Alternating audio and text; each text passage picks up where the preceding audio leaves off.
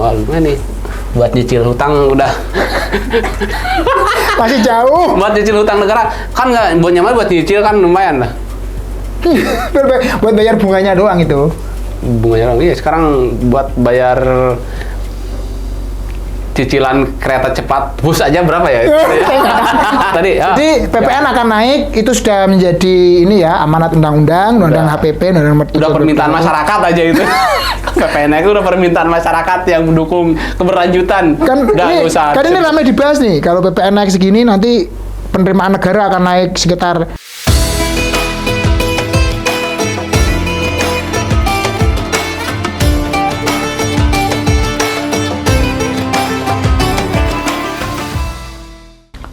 Gimana? Lanjut?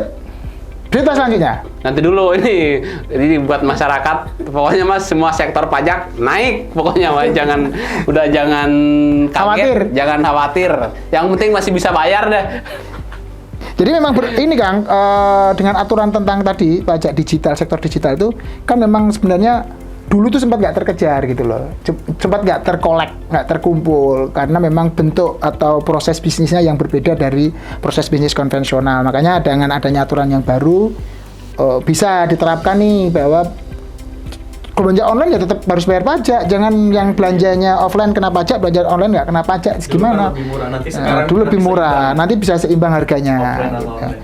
Dulu online kan murah-murah karena memang situ disinyalir memang nggak ada pajak ya, waktu itu belum ada aturan yang mencakup. Iya, kayak pakaian-pakaian yang kalau di online dapat 50, di toko-toko 150 gitu. Ya.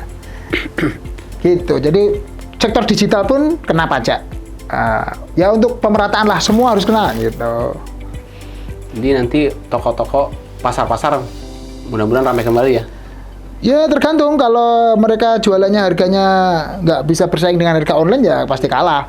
Kan PPN itu 12% misal, itu ya dari harganya. Kalau harganya semakin rendah kan PPN-nya juga semakin kecil kan. Gitu. Oke. Selanjutnya, murah meriah. Apa nih murah meriah nih? Apa murah meriahnya? Pajak nih, pajak mobil listrik Wuling. Wow. Bingo Epi. Bingo Epi. Tak sampai Rp150.000. Kok lebih mahal pajak motor kan? Pajak motor mahal banget. Motor yang sudah butut. Banyak yang malas bayar pajak. Karena kemahalan. Kemarin Pak Gubernur nanti malas bayar pajak. Salah satu keuntungan yang ditawarkan mobil listrik adalah pajak tahunan yang rendah. Pajaknya jauh lebih rendah ketimbang mobil bensin. Salah satu contohnya adalah pajak tahunan Wuling Bingo Epi. Epi. Kemarin kan ada yang pertama iRep. Wuling. Udah iRep aja. Dalam penelusuran detik Oto, pajak mobil listrik Wuling Bingo Epi itu tak sampai Rp150.000. Murah sekali. Iya, makanya kan biar beralih. Siapa yang murah sekali? Wow, murah sekali. Oh. Siapa? Celana Zara harganya 1 juta. Jadi kalau ditotalin seluruh outfit gua lebih dari 300 juta rupiah. Wah, murah! Oh ya. Oh, murah sekali gitu. Sekali. Ini lebih murah dari motor ya? Lebih murah dari motor. Biasanya motor kan 250, 300 gitu. Ya ini mungkin karena ini Kang, mobil listrik. Pemikat aja kali biar orang tertarik beralih ke supaya listrik. Sebagai solusi untuk mengurangi ini polusi udara. Sebagai solusi untuk mendapatkan pendapatan negara. Ya, mungkin ini sebagai salah satu cara supaya tadi masyarakat beralih menggunakan kendaraan yang berbasis listrik. Iyalah kalau masih pajaknya mahal, gak bakalan mau masyarakat. Secara gitu loh, kendaraan listrik itu kan mahal jatuhnya. Harganya mahal-mahal semua karena nggak ada yang murah. Mobil listrik. Baterainya? Belum kabarnya baterainya yang katanya setengah dari harga mobil gitu kan. Katanya, tapi kalau yang ingin tahu cari aja sendiri. Dikasih baterai. Harga-harga mobil-mobil listrik berapa ya? Silahkan searching sendiri, searching. Jadi pesannya adalah kalau mau bayar pajak kendaraan murah, pakailah kendaraan listrik. Berikutnya Kang. 200.000 kendaraan di Tarakan belum bayar pajak. Woi. Nilainya mencapai 150 miliar. Keren, Mereka keren, nggak keren. tahu, bukannya di Tarakan. Di mana berarti? Kepala Bapenda Kaltara, ini Kaltara Kalimantan Utara. Ya. Oh, bukan. Kalau kemarin kan Sultra, bukan Sulawesi Utara. Sulawesi Tenggara. Tenggara, Sulawesi Utara ya Sulut. Sama-sama Tara berarti. Kalau ini singkatannya sama-sama UT gimana? Kayak Jember Utara. Nih, Kepala Bapenda Kaltara mengatakan pihaknya akan menekan wajib pajak bagi kendaraan tidak melakukan daftar ulang. Jumlah KTMDU di Kaltara itu cukup banyak, yaitu mencapai 200.000 kendaraan, roda 2 maupun roda 4. Ber. Ini kayaknya tidak hanya di Kaltara ya? Tidak hanya di Kaltara. Gimana Kang? Ini kan Brebes banyak, Brebes. Bayangin satu provinsi segitu tanpa pajaknya. padahal Kaltara itu jumlah penduduknya relatif Sedikit ya. sedikit. Nggak sama padat Jawa. Masih banyak penduduk Kabupaten Bogor. Satu kabupaten sama satu provinsi masih banyak Bogor. Ini kalau kita lihat ya di APBD-nya Kaltara, anggaran pendapatan belanja daerah, itu dari sisi penerimaan asli daerah PAD-nya dari sektor pajak daerah itu dianggarkan 1,5 triliun penerimaan ya. Penerimaannya. Nah, kalau ini bisa dikumpulkan 150 miliar, itu sudah 10%-nya ini. Iya. Ini kalau bisa terkumpul, tadi kan Kepala Bapedanya bilang akan dilakukan tekanan supaya rakyat mau bayar pajak kendaraan. Yang penting jangan diintimidasi aja. Kasih surat edaran aja, edaran. Ya misalnya kalau nggak bayar, beli bensinnya nggak boleh pakai yang subsidi. Kalau menurut saya sih ya, mending pakai ini buat apa tuh? Bapeda. Bapeda Kaltara nih. Wus, gimana ngasih saran dia? Solusi dari saya. Apa Seperti yang solusinya? pernah saya sampaikan di video yang kemarin tuh ya. Kayak kasih surat edaran ke para pemilik kendaraan langsung. Siapa yang menunggak? Medan Kaltara. Iya, Kaltara satu provinsi kayak mana? Kita satu kabupaten aja, alamatnya di mana, orangnya di mana gitu. Gampang itu. Motornya sudah punya siapa kita nggak tahu kan? Motornya sudah punya si A, namanya tetap si B gitu. Gampang itu. Apa gampangnya? Gampang, tinggal koordinasi dengan polsek-polsek kecamatan gitu. Ini dari pihak apa yang penerimaan gitu. Samsat. Kan Samsat di tiap kecamatan ada kan? Iya. Ya bisa juga salah satu sarannya bagus juga. Saya bilang gampang kalau mereka mau kerja kayak yang pernah saya sampaikan. Kalau mereka hanya pengen duduk-duduk di kantor nerima yang datang, bayar, catet. Sama kayak ini dong, panitia zakat dong. Cuma nunggu di masjid datang. Harusnya kan datang. Panitia zakat kan harusnya kan muter. Ya Kak? Enggak. Iya, panitia zakat tuh muter, memastikan orang kaya di dalam kampus itu tuh mau bayar pajak. Coba lihat zakat di zamannya Khalifah Abu Bakar, Khalifah Umar. Panitia zakat, amil, puter. Harusnya gitu tapi kalau di kampung-kampung kan panitia zakat itu adanya setahun sekali tiap lebaran aja. Panitia zakat fitrah. Iya, kalau badan amil zakatnya ya yang ini kayak nggak ada kegiatan gitu. Cuma nama doang. Oke, kembali lagi ke berita. Iya kayak gitu. Solusi saya buat bapeda dimanapun gitu semua. Jadi kita kasih surat edaran. Surat edaran aja ke setiap pemilik sesuai alamat yang ada gitu, buat khusus yang penunggak aja gitu, kayak kasih surat. Sebenarnya itu Anda menunggak udah sekian tahun, diberi tenggang waktu berapa bulan untuk menyelesaikan tunggakan gitu kan. ini 200.000 ada tindakan. kendaraan ya? Iya. 200.000 kendaraan loh ini. 200.000 surat. Iya, sebenarnya saya setuju kalau yang punya kendaraan tolonglah bayar pajak gitu kan. Ya iyalah, kan itu untuk penerimaan. Tolong ya, host bayar. Tolong ya bayar pajak, nggak usah. Nah, ngerti Pak Pimpro yang akan mempajaki. Jadi emang dari Kaltara sendiri PAD-nya kan tadi sekitar 1,5 triliun ya. PAD untuk dari sektor pajak daerah. Salah satunya pajak kendaraan ini, kalau 150 miliar ini bisa terkumpul ya sudah 10%, tinggal nyari yang lainnya kan gitu. Iya, itu kenapa alasan pada malas bayar pajak sebenarnya alasannya apa sebenarnya yang sesungguhnya? Yang lalu. Lihat tonton Iya. video yang lalu. Iya, bukan selain dari malas gitu. Ada. Jadi kayak masyarakat tuh berpikir, ngapain bayar pajak, nanti yang enak orang-orang pejabat pajak gitu. Pejabat pajak ini kan pajak daerah. Sama daerah juga, ya orang-orang daerah juga yang enak nanti. Emang dikira nggak ada yang korup pajak di daerah? Ya nggak tahu saya. Oh, nih yang Iya nih orangnya nih. Gennya banyak gen X ini kayaknya nih. Dia mau mengucapkan sesuatu yang kemungkinannya besar aja gitu kan. Kritis. Padahal bukan ini ya, bukan aktivis. Tebal ini. Berikutnya Mas Pur nih. Apa lagi? Pemprov Sumatera Selatan gelar mudik gratis patuh pajak Ya, jadi pasti syaratnya. Oh, ada syaratnya ternyata. Berarti kalau belum, berarti syaratnya harus KTP STNK mungkin. Palembang di DTC News. Pemerintah Provinsi Sumatera Selatan menggelar mudik gratis Lebaran 2024. Kepala Dinas Perhubungan Provinsi Sumatera Selatan Ariansa JS